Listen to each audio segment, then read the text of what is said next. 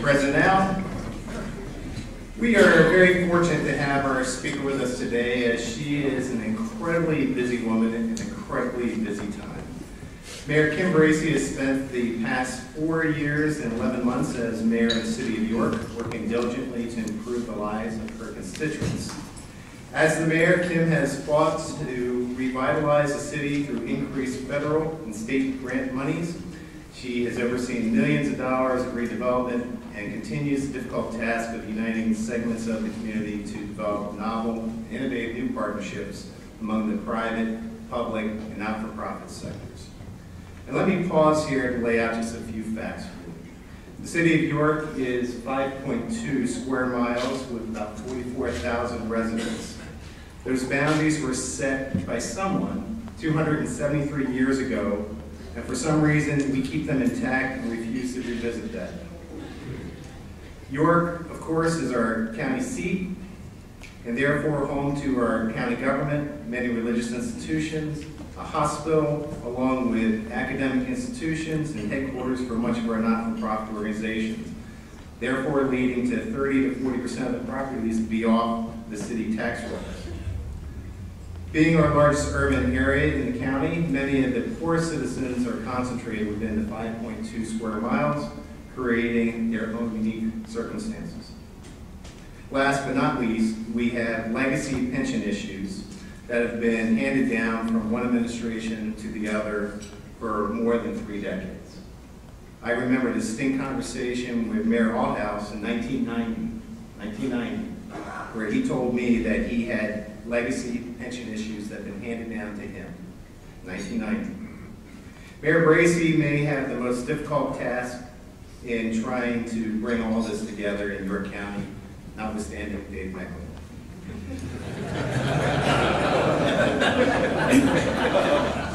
But she, in many ways, and for many reasons, one of our most hardworking, dedicated, and high-profile community leaders. Just a few weeks ago, Kim was elevated to another project and a statewide role when asked by Governor-elect Tom Wolf, to serve as vice chair of his transition team. But Kim, first and foremost, is a staunch advocate for the city of York that she has called home for most of her life. As a citizen, she has lived an exemplary life, having served honorably in the Air Force, earning medals of distinction. She has volunteered and served on the boards of organizations such as the York Hospital, Martin Library, and the York Community Foundation, and perhaps above all else, she's a devoted mother, and I find this really hard to believe, grandmother. In a day and age when our cynicism towards partisan politics and stubborn politicians have reached an all-time high, she is certainly a ray of light. And for constantly striving to unify, to create, and to serve, coupled with her respectful and diplomatic leadership style, it makes her a role model for what all politicians should strive to be. My fellow Rotarians and guests, I would ask that you welcome our mayor, Kim Bracey.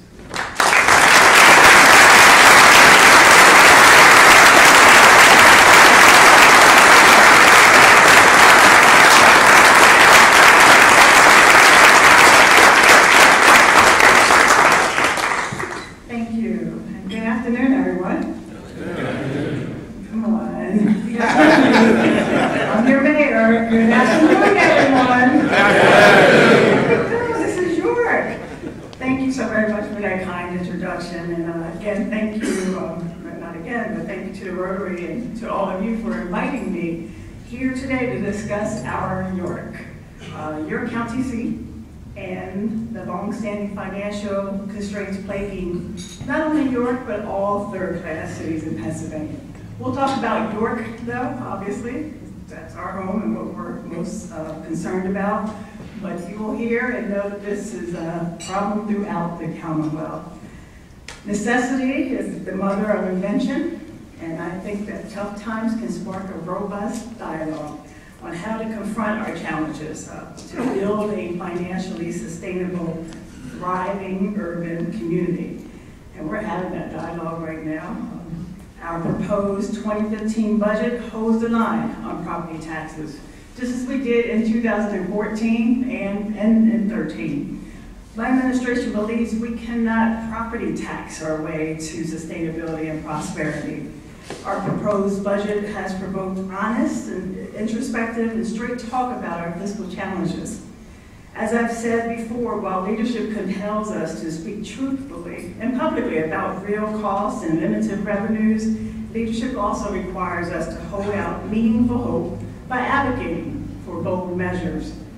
Our long-term fiscal game changers that can stabilize our property taxes while enabling us to continue providing quality public services and infrastructure that our people deserve and demand are there. And working together, part of this dialogue will address some of that.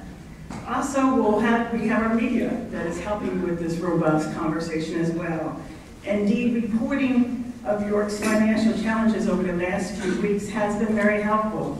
I kind of started a Happy Meal campaign. People have asked. They asked us, how can they help? How can they contribute? Will you take our $25 even? And of course I said yes. But it is also a tax deduction. It can be a contribution to the city of York. You'll get your nice letter that I've already signed several of, indicating this is a tax deductible contribution. You're not receiving any services back. The IRS says so, so you can give. Our proposed budget has, again, like I said, provoked this honest conversation.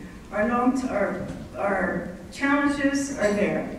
We've been talking about them for many, many years, as you've already heard, dating back to several mayors. So I'm not the inventor of these problems. Before the first time that I can remember, our reporters, even the editorial boards, are putting York's financial situations in the center or in the context of other cities like it throughout Pennsylvania. In fact, I was on the phone yesterday with a reporter who usually reports or does report from in the Scranton and Reading area, asking about York. This is becoming a Commonwealth conversation, and not that I intended it to be such. It is not just unique to York. Too often we have talked and thought within a York County echo chamber that tends to generalize about our city's woes and cast blame on city officials without seeing the big picture of what has caused our challenges over decades. We all have a responsibility to talk honestly and responsibly about our county seat's financial plight and to honestly discuss how to build a better and brighter future in Greater York. And it's incredibly important to get out of the way, get this out the way early on, that this problem is not, again, unique to York City. Nearly every city in Pennsylvania faces these same fiscal challenges and constraints. We are now seeing the problem creep out beyond cities as well. Even here in York County, if you've been keeping up with some of the municipalities and their proposed tax increases. We need to act, and it's all hands on deck. Local, county, state, private, the philanthropic community, employees, residents, and even commuters. You all have heard this much before now. You know that this problem is not unique to York. You are well in tune with what is going on around the state. We've got a systemic crisis on our hands. I've always been told to never waste a good crisis, though. And frankly, I'm starting to wonder how bad it does have to get, though. I mean, seriously, within the last few years, Reading was named one of the poorest, or the poorest city in America. Reading, Pennsylvania, in our state, folks. Scranton was forced to put all employees, including cops and firefighters, on minimum wage. Got away with that, too. Harrisburg, our state capital, for goodness sake, our state capital, was forced to go into receivership, and when it considered bankruptcy, our state government, the governor and the General Assembly actually passed special legislation to prohibit it from doing so. So here in York, today we struggle with a several million-dollar uncontrollable increase in our budget, and with a tax increase untenable. I propose a budget that no mayor or council or even city residents want to hear or realize. Draconian at best and crisis at worst. We have proposed to lay off 75 people from city government. Most of them are coming from public safety. So how bad does it have to get in Pennsylvania before we start to speak up, demand action from our legislators, seek support countywide, and stop sitting back and saying it's a city problem, or that the problem is exclusive to York and will be contained in York and is of York's own creation? Incidentally, it is worth noting from a financial perspective, we have 54 cities in Pennsylvania, not including Philly and Pittsburgh. Just can't, particularly after Sunday the Eagles lost. I'm an Eagles fan. But think of the incredible economic potential these cities all have for their region and our state. Just think about that. And where's our young man at? I mean, we're talking local, but really? Okay. All are poised to capture the national trend of interest and investment in authentic urban areas, of which York is. All are hamstrung by this antiquated structure of municipal government and a feckless, yes, I used the word feckless, state government, unwilling to actually act to strengthen our cities versus allowing them to wither slowly on the vine. Again, because you've heard this before, because you've read this before, because you know this information, just permit me to rattle off some information for you to consider. I believe this will help ensure you're best informed. Perhaps you'll take some new information away and perhaps help communicate it in other ways to people, the very real challenges our city faces. And again, I thank you for allowing me this audience. You all invited me. I do appreciate that, but I was able to make the time and to be here to share some of this. I'd like to touch on some of the tough choices. I've been honored to serve 4 years and 11 months. I broke down 5 years now. And I've spent several years employed by the city of York prior to that. As I make this presentation frequently, I've often been asked if the city is prepared to make tough decisions. Or that it's a spending problem, not a revenue problem. And the city simply needs to rein in its costs. 5 years, I've been mayor, 4 years and 11 months, I've been mayor. And each year has been incredibly difficult and wrought with incredibly difficult decisions, leading to some of the toughest that lay ahead. Because we are a fast-paced, 24/7 news society, we forget that we debated just last week, let alone last year.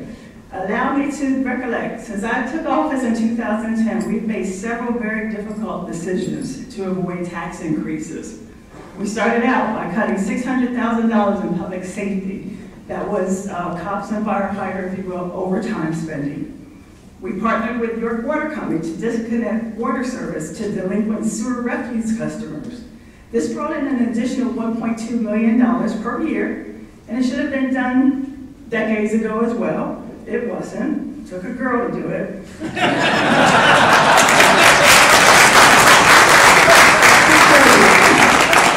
But we did it, and it was the right thing to do. We've called payment on outstanding loans. Many development loans made in the 90s are now due. We required and negotiated repayment. We regionalized our fire services to North York Borough. We've cut the workforce by over 35 employees, non-police or fire positions, but we did cut them. And that's about 10% of the workforce in 5 years, and that's requiring all to do more with less without any significant increase in compensation to these employees that remain. And now today, because York has a designated distress pension, we've implemented a very modest increase in the earned income tax for city residents and commuters that work in the city from 1% to 1.25% starting in 2015. And before us, we have yet still a very challenging budget. So again, none of this is new. I've been talking about it since taking office. Mayors before me foreshadowed budgets such as this. The city of York has been in the state's early intervention program since 2005, which has 3 times now provided us with an outside consultant to develop a 5-year financial strategic plan. And because our small cities love studies, and maybe because there wasn't enough information on the subject, enough people weren't convinced, or the consulting industry needed a boost. No offense, consultants out there, but in addition to our city's efforts to highlight these systemic challenges, the Pennsylvania Economy League has studied these issues, the Pennsylvania Municipal League, several Pennsylvania Chambers of Commerce, to include York's, Public Financial Management, the House and Senate, WITF, and other Pennsylvania NPR affiliates now have ongoing Keystone Crossroads series to highlight these issues. And most recently, York College analyzed our city's finances to report surprisingly the same thing that every other study has as well. And of course, going back to 1996, Better York kicked all of this off with the Rusk report. Forgive me, I don't rehash all of this to sound sarcastic by no means, but merely to say these issues have been studied for several decades now, and it's time for action. How bad does it have to get? And why should we need a crisis to consider collaboration to actually strengthen and set our cities on a sustainable financial footing? I know this all sounds pretty dire on a Wednesday afternoon. I'm sorry. You invited me, but thank you. It is dire, though. It is dire. But to be honest, the city has endured, and it will continue to endure, This shall pass. But honestly, I would love some help, and again, I mentioned contributions are welcome. I would love some help to actually solve some of the real problems, so the real deep-rooted challenges to help York, but also help all of our cities, because that in turn will help our Commonwealth. Setting aside political differences and actually talk about solutions. And along those lines, I've been a bit I have a bit more just to discuss, and then we have some questions. You have a handout as well, too. But consider these statistics. This city has a real estate tax base, and Mike already alluded to this, of $1.3 billion. That's our tax base. However, 37% of that does not pay taxes. You've heard that before as well. Our educational, government, healthcare, social service, religious, and nonprofit owners are all tax exempt. But if those properties paid taxes, that would net about $11 million to the city's general fund annually. And of course, other cities would benefit the same way. But $11 million to us is about the cost of 110 police officers. Incidentally, our current force has only 104 officers. And again, about 30 plus could find themselves without a job at the end of December. Again, we solicit contributions from all organizations, our tax exempt mainly I'm speaking of. And in our best year, recently, we received $600,000. And this year looks to be the worst year, with just us being short of $100,000. I don't say this to shame or demean any organization, but to the point that we start every budget year $11 million in the hole. And many of these organizations serve residents from all over the county, yet the city taxpayers shoulder the cost to provide the streets, traffic signals, snow removal, public safety, and other services to utilize, other people utilize these services, obviously. Incidentally, our residents are among the poorest in York County. So consider this, the city population is 44,000, somewhere around there, but by day. However, 38 to 39,000 people commute into York. The commuters earn a total of about $1.3 billion, with a P, annually in our city. Our residents, they earn about $299 million annually. And we call the services that the city provides so everyone can make it to the hospital, or your college, or to the county government buildings, or to church, or the United Way, or any of our other organizations throughout the city. It costs the city about $750,000 per week to pay for all of these services. And while commuters take home $1.3 billion annually in our city, they effectively pay about $1 per week to the city for those services. That means the commuters that make about $1.3 billion in our city contribute about $38,000 weekly to support those services. The city residents that earn $299 million annually, $1 billion less, make up the difference of about $712,000 weekly. So I provided some of these numbers on the handout as well for you to take with you for reflection and further conversation if you would like. What can be done? What can be done? There are short-term and long-term solutions. And as I've stated, it's all hands on deck. But I will listen to any idea you may have. I've talked to many people. Given the perfect storm of factors battering us each budget year, our city essentially has several suggested fiscal game changers. First, a menu of taxing options to broaden the tax base and reduce the dependency on property tax. You've heard the argument, we cannot raise enough revenue from property tax, and we've cut as much as possible. Other municipalities have alcohol and other sin taxes, and increased earned income taxes, additional fees on rental properties, all of which we could implement that would help, but we're prohibited from doing so. Second, municipal pension reform.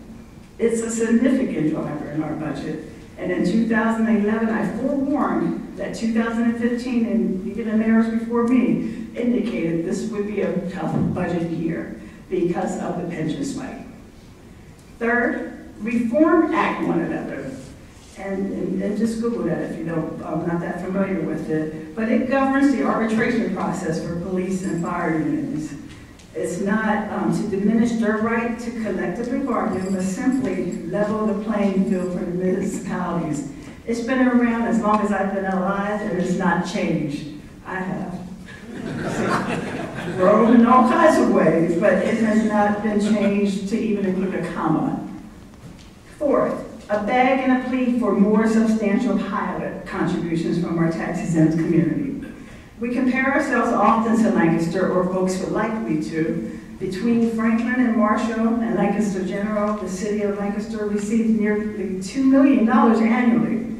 I recall in our best year we have received $600,000, and our worst, zero, obviously. And finally, I will preface that we certainly can have an entire future Rotary discussion dedicated to this topic, or small roundtables, or any of those things. But in 1996, Dr. David Rusk, in his report, page 19 by the way, proposed the county government increase its tax rate to support the cost of municipal services, to offset the concentration of exempt real estate. The entire county would pay to support the cost to provide services to the exempt organizations that we all rely upon and support. It was a good idea in 1996. I believe it's a good idea today, and so do some others. It is a property tax reform at its core, and it's time we seriously consider it. Again, that's the 1996 David Rusk report, and it's referenced in the handout as well. It's worth addressing Act 47 for a brief moment. Act 47 is a state law that governs a municipality declaring financial distress. A recovery plan is developed and implemented in hopes to stabilize the ship.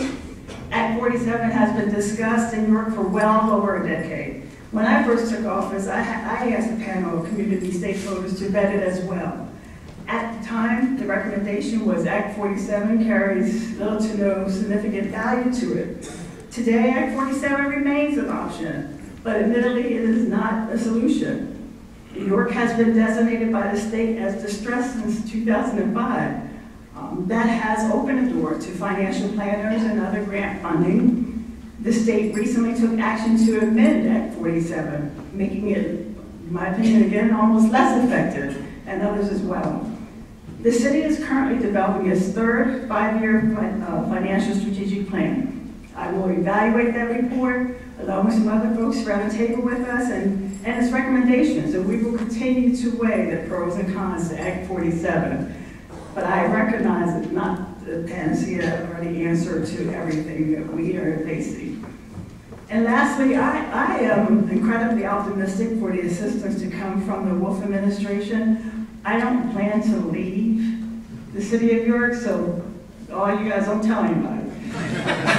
I want some people to think that I want to leave, but I'm not planning to leave the city of York. I appreciate being part of our York County guy, my friend's transition team, and helping him put the right people around him to move our state forward. But as mayor, I think it's kind of cool having him right there in a quick connection with him. So that's my goal. But I believe we will see some things. Governor-elect Wolf understands our small cities, third-class cities particularly, issues. He's been part of many of the conversations from his days chairing Better York and convening the Rusk Report. He has intimate understanding of all that I shared with you today. Governor Rimmel was a great governor for brick and mortar economic development in cities, and even in York. He was a good friend to us, and his fingerprints are all throughout the city.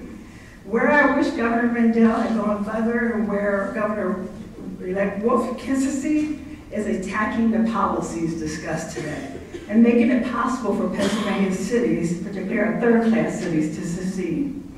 So there's a lot in front of us. I don't sleep much, but I have been doing some challenging work that I believe we had to take by the reins and address. It was time. Again, I thank all of you for your invitation and attention today. It is truly all hands on deck, and we need to summon the intellectual, moral, and political courage to douse the fires that threaten to engulf our core communities that ravage their metro areas. Rotarians, I thank you very much for listening, and thank you for all that you do, your contributions to the city of York specifically. It has not gone on unnoticed. Mike and I were talking about the many things that you all do, and we do appreciate it. May God bless you. May God bless our York. May God bless America. Thank you.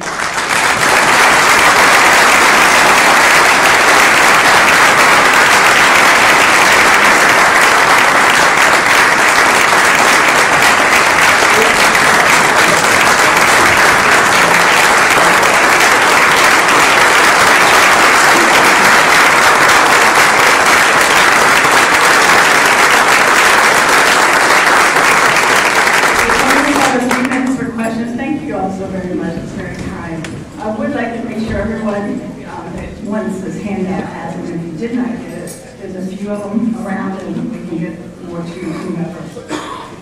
Questions? One right there. Hey, it's good to be the king. I had not heard in your solutions talk about greater cooperation, which I realize is broad, with the county. How can we incorporate county and city services? Well, both parties have to be willing. Who does the asking? I think constituents can help make that case for us and make those asks. Recently I heard talks about, it was at our budget hearing last night, why don't we give the county our parks? There's 25 parks in the city of York. You all have helped with planting trees. Not like we're not trying to give them away. We welcome that kind of assistance, so it's not a territorial thing for the city of York because we recognize our issues. There's a cost associated obviously with 25 parks. They all have to be mowed, and you have to hire people to do that and those sorts of things. So if anybody want to buy one, we can do it that way too.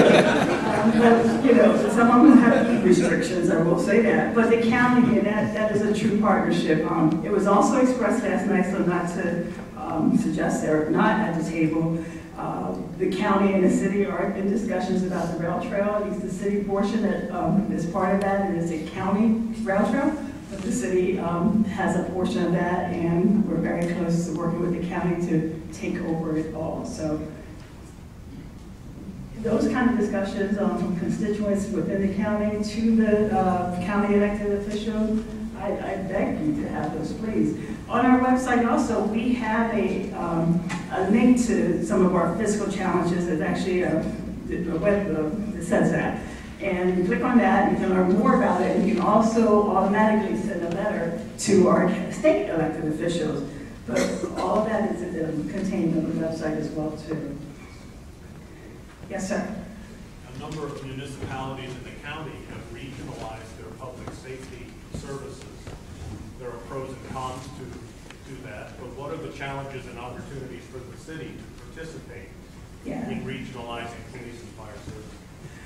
Again, I think it goes back to willingness and political courage to do so. Many people don't like giving up kingdoms, but we have made success and seen how it can work, just sharing it and regionalizing, if you will, a portion of our fire department services.